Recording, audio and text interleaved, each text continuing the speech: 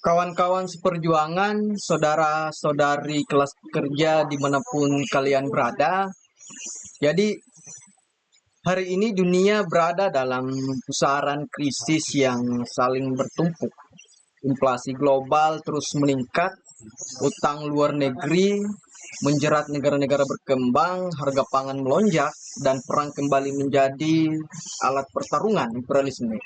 Tapi kita perlu tegaskan, ini bukan bencana alam. Ini adalah krisis kapitalisme itu sendiri.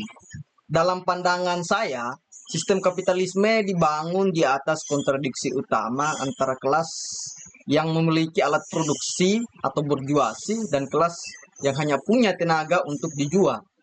Kalau dalam Marxisme itu ya proletariat. Dan kontradiksi itu hari ini makin telanjang. Kapitalisme terus tumbuh dengan cara menghancurkan kehidupan mayoritas. Tahun 2025 menyaksikan kekayaan 10 orang terkaya di dunia melonjak lebih dari 200%. Luar biasa. Sejak pandemi.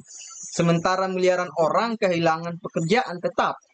Pendapatannya tidak cukup untuk memenuhi kebutuhan dasar dan akses terhadap layanan publik seperti pendidikan dan kesehatan itu terus dikomersialisasikan.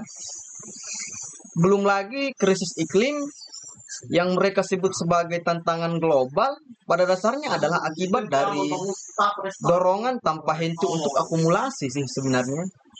Eksploitasi alam besar-besaran, deregulasi industri, dan ekspansi ekstraktif korporasi multinasional itu adalah pilihan ekonomi politik yang disengaja sih.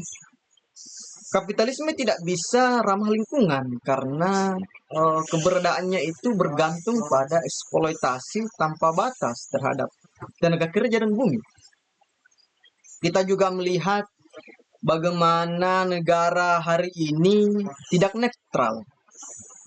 Negara bukanlah wasit antara dua kepentingan, tetapi adalah alat kekuasaan kelas. Ia menjadi penjaga kepentingan modal, dari pembuat kebijakan pajak yang memihak elit, hingga aparat yang menindas gerakan rakyat di jalan. Negara bersikap represif terhadap buruh yang mogok, terhadap petani yang menolak penggusuran, terhadap mahasiswa yang menolak komersialisasi pendidikan.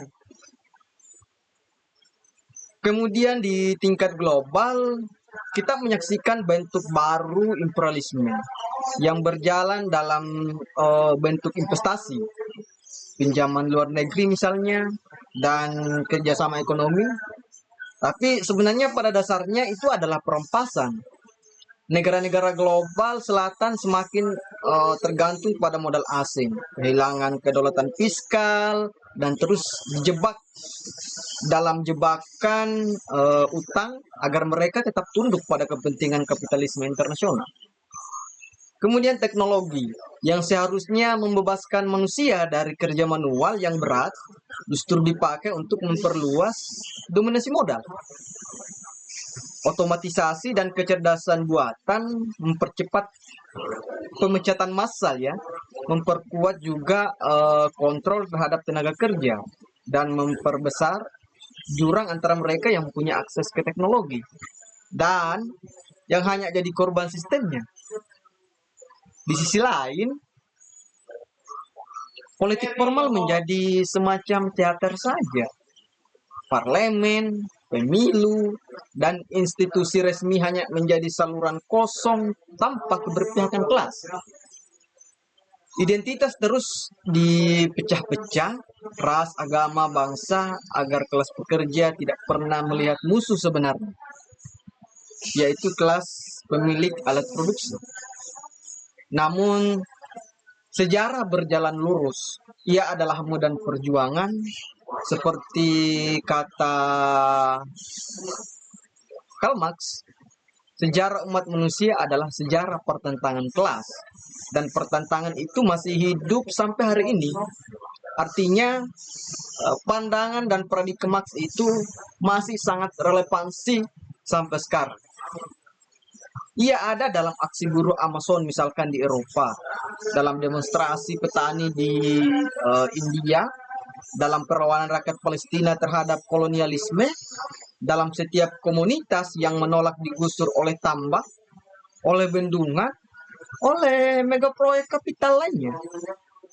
Jadi kawan-kawan, ini bukan waktunya netral sebenarnya. Ini waktunya berpihak. Dan kita berpihak pada mereka yang selama ini dieksploitasi, dimiskinkan, dimanipulasi, dan dibungkam. Kita butuh dunia yang tidak dikendalikan oleh logika laba. Kita butuh produksi yang berbasis kebutuhan, bukan keuntungan. Kita butuh kekuatan politik yang dibangun oleh dan berpihak kepada rakyat tentunya. Karena dunia tidak akan berubah sendiri. Ia harus direbut kembali oleh mereka yang selama ini dikeluarkan dari proses pengambilan keputusan, yaitu kelas pekerja. Dan perjuangan itu dimulai dari kesadaran.